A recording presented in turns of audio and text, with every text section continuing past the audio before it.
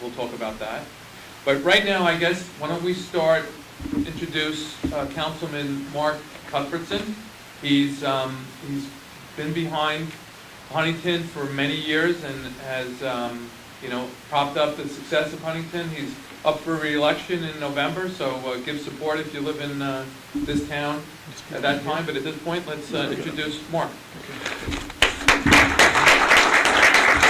Thank you, David. It is great to be here at CIBS as an associate member of this group. It's nice to network with you and be able to speak with you about recent developments in Melville.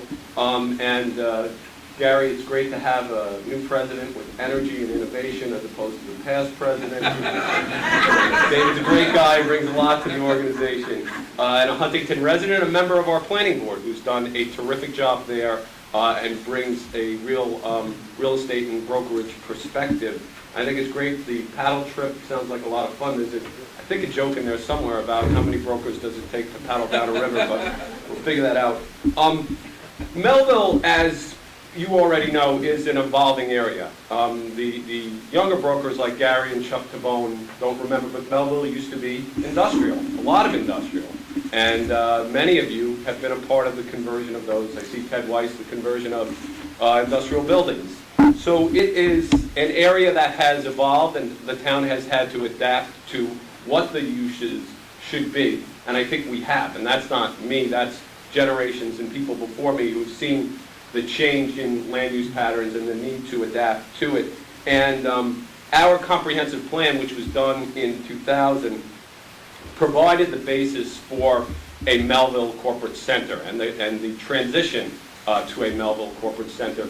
But it also provided, and I'll speak to it in a minute, for the notion that we needed to study this a little bit more than we could do in the context of a comprehensive plan. So that is really what the jumping off point here is, to study what it is that's going to make Melville sustainable and keep our competitive edge relative to Heartland, relative to Nassau County, if they could compete with their tax base, or relative to other areas. And I think, to their credit, my former colleague, Congressman Steve Israel, and then Supervisor Schaefer, who's now once again Supervisor Schaefer, put together a group, the 110 Partnership, and they looked at what are the issues that confront both Babylon and Huntington, different land use patterns, but very much a common goal and common needs. And the biggest thing was spending on infrastructure, and they lobbied for that, and I think you've seen the fruits of those efforts being the widening of the 110 overpass, which all told, I think there's about $160 million in spending that has gone on with respect to infrastructure in the Melville area, or that is in process. So you have the widening of the 110 bridge, the rebuilding of that interchange, the widening of the Northern State Parkway, and obviously that overpass, and the lane widening from 4 to 6 lanes in various spots. And we desperately needed that to deal with the traffic patterns in Melville. We had many intersections that were at a level of service of F that will now be hopefully A and B. And that's important if we want to continue to grow the Melville area. And that's what we've seen. I mean, the Cannon project, which David mentioned, which is now being occupied, there'll be a big ribbon cutting with the governor in July, but really, for all intents and purposes, that is being occupied, and there are 1,200 employees that are working there and traveling to there.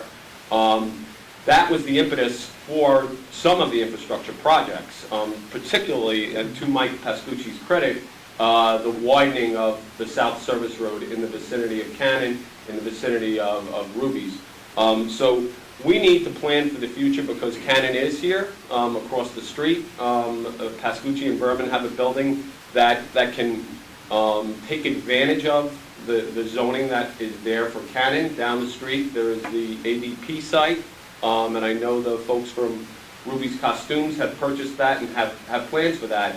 So in those 3 areas alone, there is the potential for tremendous growth, and that is why we formed a Melville Study Commission that is going to do an additional study to look at land use patterns and really where we are and where we can evolve to.